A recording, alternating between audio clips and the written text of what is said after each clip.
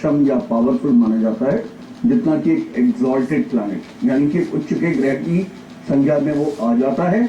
लेकिन एक फर्क ये होता है कि अगर शुभ ग्रह अगर उच्च का होता है तो वो अपनी शुभत्व तो नहीं खोता, और अगर अशुभ ग्रह अगर वक्री हो जाता है तो वो शुभत्व तो लेता है, लेकिन अगर वो फंक्शनल मैलेफिक है या नेचुरल मैलेफिक है तो वो भी अपनी प्रकृति को नहीं छोड़ता।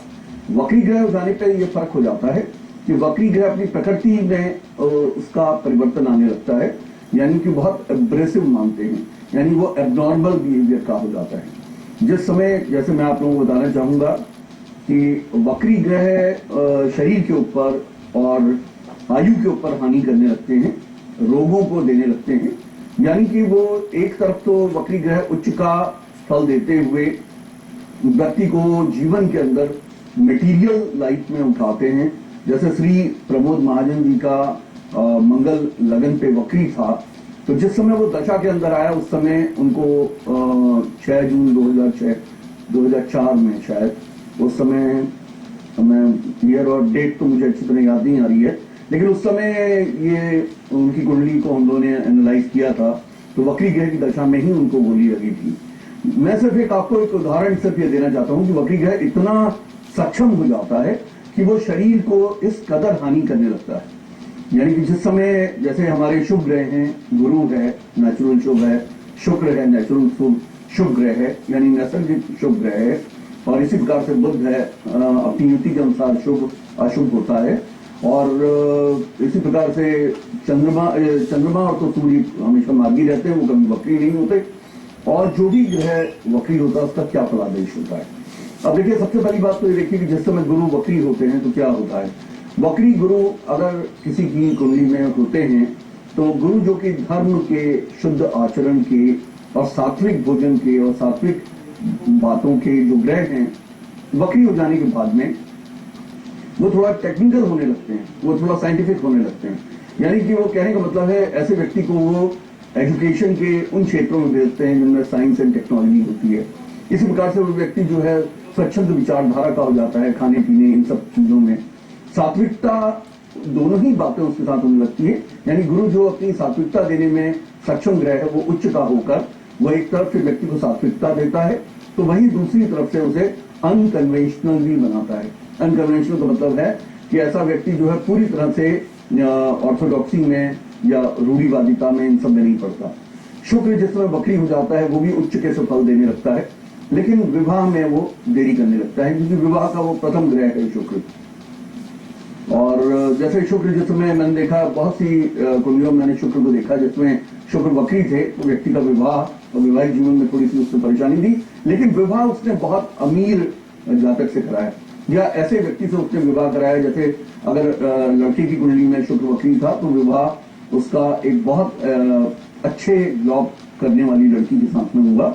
इसी प्रकार से लड़की की कुंडली में अगर शुक्र उच्च वक्री थे तो उच्च का फल देते हुए उसे मटीरियली बहुत अच्छे अमीरी के जीवन वाले एक लड़के के साथ में विवाह कराया।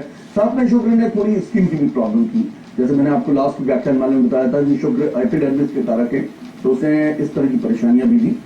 अल्ट्रा वाइट जब हम कलर देखते हैं तो वो भी शुक्र के वक्री हो जाने पे होता है, लेकिन साथ में विटिलिगो या ल्यूकोडर्मा इस तरह की बीमारियां देने में भी शुक्र सक्षम होते हैं। बुध जिस समय वक्री हो जाते हैं उस समय व्यक्ति को काफी क्रोनोलॉजिकल, बुध जो कि मेमोरी के कारक हैं और पढ़ाई के कारक हैं, वक्री हो जाने पे व्यक्ति को बहुत ढेर सारी विद्याओं में पारंगत करने लगते हैं, और साथ में उनको क्रोनोलॉजिकल जो नॉलेज है, जैसे हिस्ट्री की नॉलेज हम कहते हैं कि प्लासी का युद्ध कब हुआ, ये सारी जो नॉलेज है वो बहुत ज्यादा अच्छी मिलने लगती है। वो ऐसा आदमी जो है मैथमेटिकल कैलकुलेशन में बहुत पारंगत हो जाता है। लेकिन साथ में बुध के वक्री हो जाने की वजह से, जैसे मैंने आपको बताया, जिस समय शुभ ग्रह वक्री होता है तो वो शरीर के ऊपर भारी होने लगता है, तो वो डर्मिस की प्रॉब्लम, उसको किसी न किसी प्रकार से स्पीच की प्रॉब्लम, किसी प्रकार से उसकी ब्रीदिंग पैसेज की प्रॉब्लम, ऐसा वक्री ग्रह बुध उसके चतुर्थ भाव में बैठकर व्यक्ति को देश से दूर लेके चले जाता है, या उसको अस्थमा या दमा की प्रॉब्लम देता है। हम इस व्याख्यानमाला को कंटिन्यू करेंगे। मित्रों, हमारे साथ एक कॉलर जुड़ गए हैं और श्री धर्मवीर जी जुड़ गए हैं रोहतक से। हेलो। हेलो, नमस्कार। नमस्कार जी। सर, मेरी जन्म तिथि है 16 जून 1973।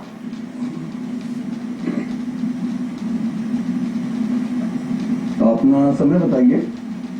ये सुबह 2:10। सुबह के 2:10। हाँ जी। और किस स्थान पर पैदा हुए? रोहतक। रोहतक। क्या पूछना चाहते हैं आप? ऐसा है कि मेरा कैरियर भी नहीं बन पाया और मेरा विवाह भी नहीं हो पाया, ये ऐसा क्यों हुआ और इसका उपचार क्या है? जी, देखिए आप मेष लगन के आप जातक हैं और आपकी राशि है धनु, यानी कि दोनों के दोनों फायरी एलिमेंट्स हैं और आपका जो नक्षत्र है वो मूला नक्षत्र की आपकी पैदाइश है। मूला एक संधि का नक्षत्र होता है, जैसे मैं अपने व्याख्यान वाला में आप लोगों को बता चुका हूं।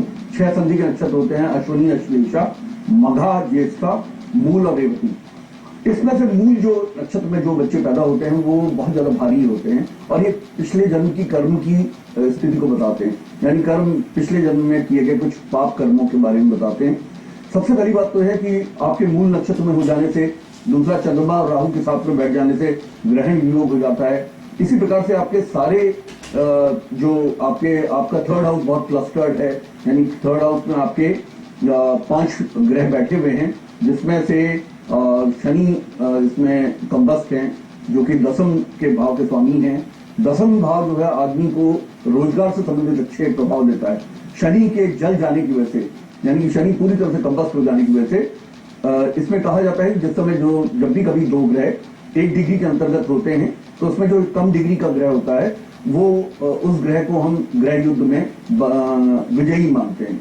यहाँ पे शनि 41 मिनट के हैं और सूर्य 1 डिग्री 5 मिनट के हैं, यानी 1 डिग्री के अंतर पे फासले पे हैं, जिसमें कि शनि विजित तो होते हैं लेकिन कंबस्ट भी होते हैं। इस वजह से ऐसे व्यक्ति को कभी भी जीवन में बहुत ढेर सारे कामों को करने का योग बनेगा। कुछ कामों में वो सफल भी होगा, बहुत अच्छा धन भी कमाएगा, लेकिन उस काम को वो अच्छी तरह से टिका नहीं पाएगा। उसका 2 कारण होते हैं आपके उसमें। एक तो मैंने बताया जैसे कि 3 लग्न है, आपका जो लगन का जो स्वामी है अपने से द्वादश चला गया है, यानी लॉस के भाव में, एक्सपेंडिचर के भाव में चला गया है। इसका मतलब आपके जीवन में आपको बहुत ज्यादा खर्चा करने का, बैड प्लानिंग का, इन सब का योग बनता है। और ग्रहण योग हो जाने की वजह से भी आपका मन हर चीज में बहुत अच्छी तरीके से नहीं चलता, यानी कि आपको थोड़े शॉर्टकट्स चीजों में आपको दिखाई पड़ते हैं।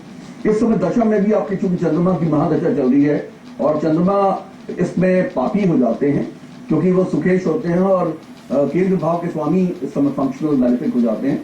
और चंद्रमा में इस समय आपको बुध का अंतर चल रहा है, बुध सस्तेज है, रोगेश है। सबसे पहली बात तो आपको जो उपाय करना चाहिए उसमें चंद्रमा का उपाय करना चाहिए। चंद्रमा का और मंगल का, इन 2 ग्रहों का उपाय करने से आप जीवन के अंदर कुछ तरक्की कर पाएंगे, कुछ अच्छा कर पाएंगे। चंद्रमा का सबसे अच्छा जो उपाय है वो दूध का, दही का, खीर का, चावल का, चीनी का, इनका दान किसी ब्राह्मण संस्थान में अथवा गुरुद्वारे में अथवा मस्जिद में, किसी भी ऐसी संस्थान में जहां पे कि एक लोग इस का सेवन करें। दूसरा, आपको जो है माता जी का बहुत अपना आदर वगैरह करना होगा और सभी बड़ी स्त्रियों के साथ में बहुत आदर सत्कार और उनके चरण स्पर्श करने होंगे। चंद्रमा के आपको वैदिक मंत्र कराने होंगे। मंगल का उपाय जो सबसे अच्छा होता है वो हनुमान चालीसा का उपाय होता है। प्रतिदिन अगर आप 21 बार हनुमान चालीसा पढ़ेंगे घी का दीपक जलाकर, और हनुमान जी को मंगलवार के रोज जाके देसी घी के लड्डू यानी केसर के लड्डू अगर आप अर्पण करते हैं तो आपके जीवन में 2013 के जनवरी के बाद से काफी फर्क आ जाता है।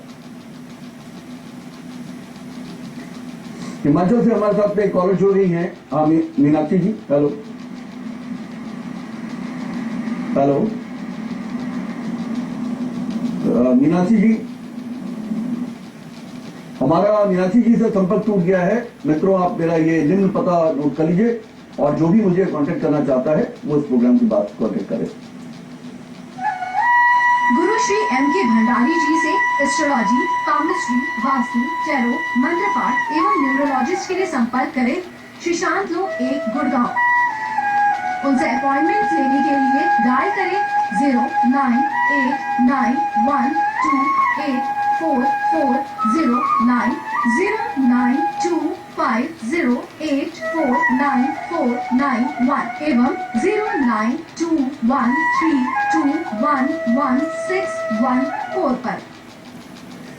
मित्रों, हमारे साथ में पवन जी जुड़ गए हैं फरीदाबाद से। हेलो। नमस्कार जी। नमस्कार जी। 17 अगस्त हाँ जी, 1969। 1979। 1969। 1969। हाँ जी। और टाइम ऑफ बर्थ बताइए। सुबह 6 बजे दिल्ली। सुबह 6 बजे दिल्ली। हाँ बताइए, क्या पूछना चाहते हैं आप? सर इसमें अच्छे रिजल्ट प्राप्त करने के लिए क्या उपाय करना चाहिए? बड़ा अच्छा प्रश्न आपने पूछा। अच्छे रिजल्ट प्राप्त करने के लिए क्या उपाय करने चाहिए? देखिए, सबसे पहली बात तो आप ये समझिए कि अच्छे उपाय प्राप्त करने के लिए व्यक्ति को प्रयत्नशील होने की जरूरत है। आप सिंह लगन के जातक हैं और आपकी कन्या राशि है और हस्ता नक्षत्र है, यानी कि चंद्रमा के नक्षत्र हैं। गजकेसरी योग बनता है आपका द्वितीय धन भाव पे और वाणी भाव पे, इसलिए आपकी वाणी बहुत मोजिल है, यानी कि बहुत मोहने वाली आपकी वाणी है। और आपके प्रश्न भी बहुत ही इंटेलिजेंट क्वेश्चन आपने पूछा है। ये इसी वजह से होता है, गजकेसरी एक बहुत बड़ा योग कहा जाता है, जो कि आपके धन भाव पे और वाणी के भाव पे बनता है। आपकी कुंडली बहुत बलोबल के साथ में है, क्योंकि सूर्य इसमें स्वग्रही है, लगन भाव पे है। देखिए, दशा इसमें सबसे ज्यादा इंपॉर्टेंट होती है। सिंह लगन के जातक के लिए गुरु की महादशा काफी अच्छी दशा कही जाती है, क्योंकि कहा जाता है सर्वे त्रिकोण नेतारो ग्रह शुभ फल प्रदा, यानी त्रिकोणों के जो स्वामी हैं वो सदैव शुभ फल को देने में सक्षम होते हैं। अब हमें देखना है कि आपका दशा का लॉर्ड कैसा बैठा हुआ है। देखिए, इसमें दशा का जो आपका लॉर्ड है वो पंचमेश होकर, अष्टमेश होकर वो धन भाव पे बैठा है। दशा के सेकंड पार्ट में हमेशा दशा का लॉर्ड अपनी दूसरी राशि के रिजल्ट देता है। इसमें जो दूसरी राशि गुरु की जो बनती है वो अष्टम भाव की है। अष्टम भाव जो है तंत्र मंत्र ज्योतिष का भाव है, अकल साइंसेस का भाव है। यानी कहने का मतलब है कि गुरु की महादशा के जो द्वितीय पार्ट में इसने आपको 2001 से आपकी शुरू हुई, 2017 में खत्म होती है। इसका मतलब 2008 के बाद से आपको ज्योतिष का एक गहन अध्ययन का स्तर का शौक देने का इसका बनता है। इस कुंडली के अंदर अगर कोई कमी है तो वो ये है कि शनि इसके अंदर नीच के। देखिए, याद रखिएगा, जब भी कभी नीच का कोई ग्रह होता है तो नीच का फल देने के लिए वो ऑब्लिगेटेड होता है, लेकिन उसका नीच भंग भी हो जाता है, क्योंकि शनि जिस राशि में बैठे हैं वो मंगल की राशि है और मंगल केंद्र भाव में बैठे हैं चतुर्थ भाव में। यानी आपको अगर आप प्रॉपर्टीज के केस में या गवर्नमेंट जॉब में, ऐसे जॉब में जिसमें पावर, पोजीशन, अथॉरिटी या सोशल वर्क, पॉलिटिकल वर्क, इन सब में अगर आप जाते हैं तो आप जीवन में सफल हो सकते हैं। अथवा अगर आप जो है माइनिंग वर्क्स में या खनन से संबंधित चीजों में या इस तरह की कंस्ट्रक्शन के क्षेत्र में आप जाते हैं तो आप काफी सफल होते हैं। लेकिन चूंकि मैंने आपको बताया, इस समय आपको 8वें भाव की भी दशा पड़ती है और 8वां भाव कुंडली का काफी निकृष्ट भाव कहा जाता है। यद्यपि गुरु पंचमेश के बाद शुभ है, तब भी आपको इस दशा के अंतर्गत ऐसा ही होने की संभावनाएं बनती है कि आप किसी का लोन न चुका पाए, कोई आपसे पैसा ले और पैसा लेने के बाद वापस न करे, या आप कुछ मिसमैनेजमेंट करें जिसकी वजह से आपको नुकसान हो। आपको मेरे संस्थान में जो है मुझे कांटेक्ट करना चाहिए, क्योंकि मैं इसमें डिविजनल चार्ट वगैरह देखकर मैं आपको पूरी तरह से बता पाऊंगा क्या उपाय करने। अब मित्रों, हमें कल प्रोग्राम लेंगे, कहीं मत जाइएगा, उसके बाद मैं साइंटिफिक एस्ट्रोलॉजी से आपके सभी प्रश्नों के उत्तर दूंगा।